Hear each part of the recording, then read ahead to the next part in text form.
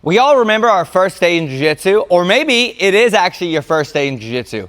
And we all wish somebody with more experience than us would have came along beside us and actually guided us in a direction that would have given us more success early in jiu-jitsu. So in this video, guys, I'm going to show you the best guard that arguably every white belt should start with, because this guard, guys, is going to result in a large volume of submissions, which is going to make it to where you're going to have a lot more early success before you start developing and learning how to actually pass the guard. So arguably the best guard you guys can actually start learning how to play when you're a white belt is the collar sleeve. The reason why I argue it's the collar sleeve is because the collar sleeve disproportionately, when you off balance your partner, is going to result in actual submission. So with this collar sleeve, I'm going to give you guys some really important concepts that's going to help you be able to connect to omoplatas and triangles. And I'm going to show you guys some other videos that can really easily take your omoplata game to the next level. So let's go ahead and get our uke over here. So with this uke that Ethan is helping me with here, it's his first day, guys. So with this uke here, there's two different ways you guys can really play the collar sleeve. There's the variation of collar sleeve when I'm playing to the collar, which is cross collar, and I'm playing to the sleeve to where my foot is going to be more onto my partner's collarbone. When I'm playing this style of collar sleeve, this is dangerous if they're up on the feet, because there's nothing really stopping from Doi grabbing the cross pant grip, pulling the leg to the side, and starting to pass. There are options that we could do from here, but the style of collar sleeve that we really teach and push, to where you play the foot to the collarbone, is more when he has a lower stance and he's squatted down. So if he gets in a squatted position here, this is the only real time I'm going to be playing the foot to the collarbone, because we're going to be playing more of a flat back style of collar sleeve to where my foot is either to the hip, or I'm going to be playing to the lasso and flat backing here. I will tell you, this is a more advanced style of collar sleeve. You'll see a lot of guys that are at the light feather and featherweight division playing this. Most notably, you'll see like Mikey Musumeci, but more specifically Isaac Darling, that play this position incredibly well. But the best style of collar sleeve I believe there is for people to learn how to play is when you play actually foot to the bicep. So when our partner is passing from the feet, so if you go and hop up, passes to the feet here, my foot is going to be to the hip, but my right foot is actually going to be to my partner's bicep here. What's unique about this is that when my foot is to the bicep, my knee is just not out and relaxed, but I'm going to flare my right knee in towards his chest. What this does, it takes my heel and it points it slightly to the outside. If Doi just naturally tries to reach for my cross pant here, my heel can prevent and for sure slow his hand getting to that cross pant control, which is going to give me an easy opportunity to set up a triangle and to be able to off balance him. The thing with this style of collar sleeve though, when I'm playing foot to the bicep, we want to make sure that we are not square with our partner. If I'm attacking my left side here, I'm going to get off to my left hip, not just like off to my side, but I'm actually leaning off to my left hip, and my butt is pointing away at an angle from Doi here. The idea here is that if Doi, the best direction he can pass is to the outside away from the collar sleeve. So if I play more square with him here and he walks to the outside, look how little bit of a distance he has to travel. If though I'm at an angle and he squares back up with me here, and let's say I'm off this angle here like this, so my butt's pointing to the side, if he has to pass this direction now, look how much further he has to be able to travel before he actually gets in a position that he can get chest to chest. So when we're playing collar sleeve here, I'm going to want to get myself off angle, because it's going to give me the best timing possible to be able to retain my guard and to get to my offense. So with this being a very aggressive guard, this is not a kind of guard, especially when you play foot to the bicep, that we want to just sit and stare into our partner's eyes, especially if it's this partner, right? So when I have this collar sleeve, I get myself off angle, my foot's to the bicep, I'm pinching my knee in. I'm always trying to create tension with his sleeve, trying to elongate this arm. Now, I'm not going to be able to pull his elbow away from his rib, but I can keep this tension and I can use my legs to either push him directly away from me, or I could push him at an angle off towards my head here like this. Now we have a handful of options here to where we do what we call testing the hips. So I use my feet to lift my hips up, and look how I bring my groin basically towards his armpit here. We have options of going to the omoplata, or we can connect to the collar sleeve, where I'm going to take my knee, I pinch it to the beside his head, and I bring the back of my knee to his neck. Now, a really important detail that we stress here like crazy is flaring our elbow to help prevent the stack. And now we're into our actual triangle attacks here.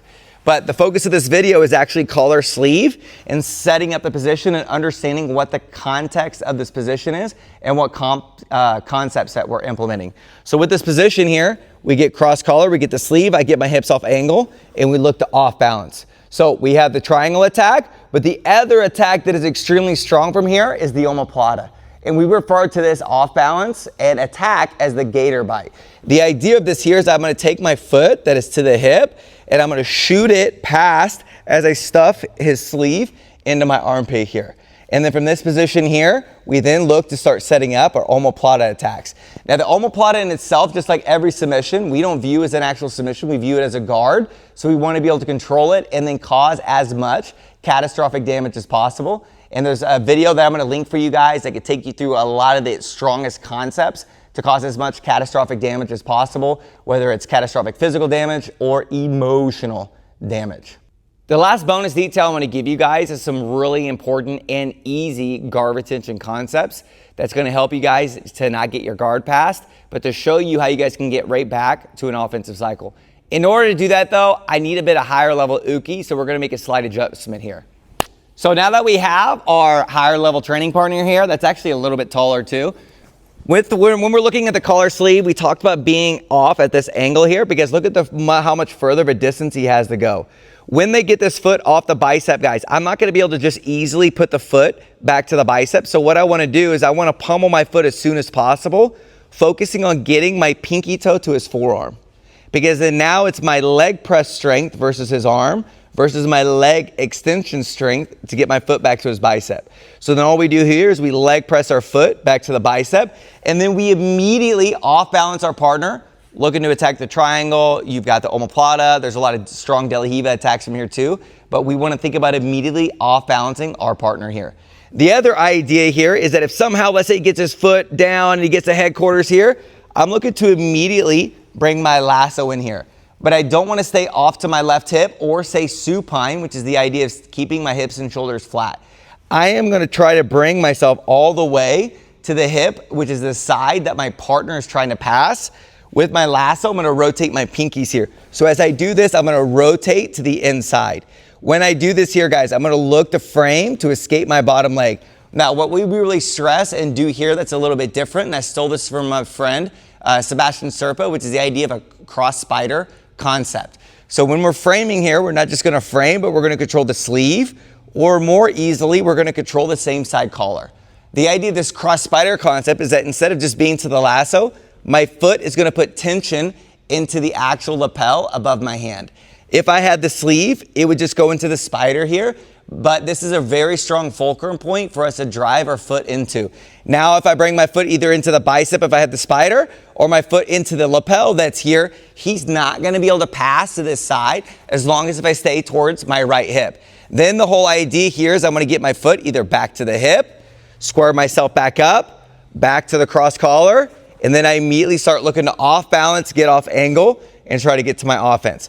That's if my partner, though, is attacking to the outside away from my collar sleeve. The real tricky one, though, is if I mess up and he gets a hold of this cross pant grip here, because this gets really bad. But a really good match study, like a case study for this position, if you guys look up the match, Isaac Darling versus Merrim in the quarterfinals of, I think it was like 2 worlds ago. If you guys have any questions about that match, comment below. I'll actually comment the direct link to that match for you guys to watch.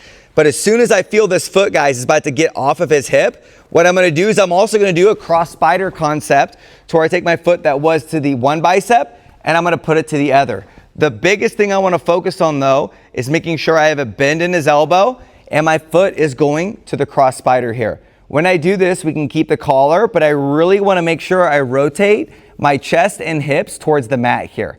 This now eliminates his ability to pass to the outside, and he can walk around as much as he wants. He gave me now to try to pass the other direction. If he tries to pass the other direction, he's not going to get anywhere. The idea, though, of how we're actually going to square ourselves back up, there's a couple different ideas here, but this concept is I'm going to look to try to find a way to bring my knee to my chest, and we're going to go to what we call the chopsticks here. So with the chopsticks here, I bring my knee to my chest, and look how I exchange my right foot for my left foot. So I'm going to go straight to here like this. Now where this concept of it being called chopsticks comes into play, my right foot is going to dorsiflex right behind my partner's tricep, and I'm going to push and pull with my hand here. Now when I do this here, I curl my heels down, squaring myself up, and my right hand is going to go from a cross collar to a same side collar. Now I could use a spider hook, bring my foot either to or past the hips here. And what I really encourage athletes that like the collar sleeve, they're going to take the foot off the bicep, go past the hip. Take their hips off angle, switch to the collar sleeve, foot to the hip, foot to the hip, foot to the bicep.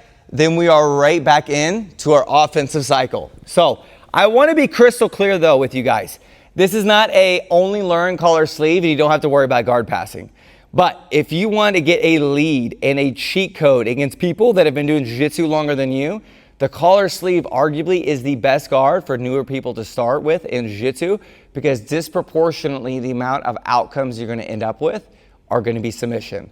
And when your match is done by submission, you don't need to know how to guard pass. You don't even need to know how to take down. You don't need to know anything outside of collar sleeve. If you guys like my coaching style and you want me to be your step coach, check out the link down below for our school community that's going to help you improve your level of jiu-jitsu. I'm not going to be your guys' real coach, but I will be your step coach to help you get to that next level. If you guys are looking to learn lapel guard and take your lapel game to the next level, or you are just brand new at learning lapel guard, check out the link down below, guys, for my lapel guard instructional to help you guys learn the most dynamic guard and lapel guard in jiu-jitsu, which is the lapel zombie system. If you want to see doi guys get omoplated or loop choked, check out these videos right here to help you take your collar sleeve to the next level.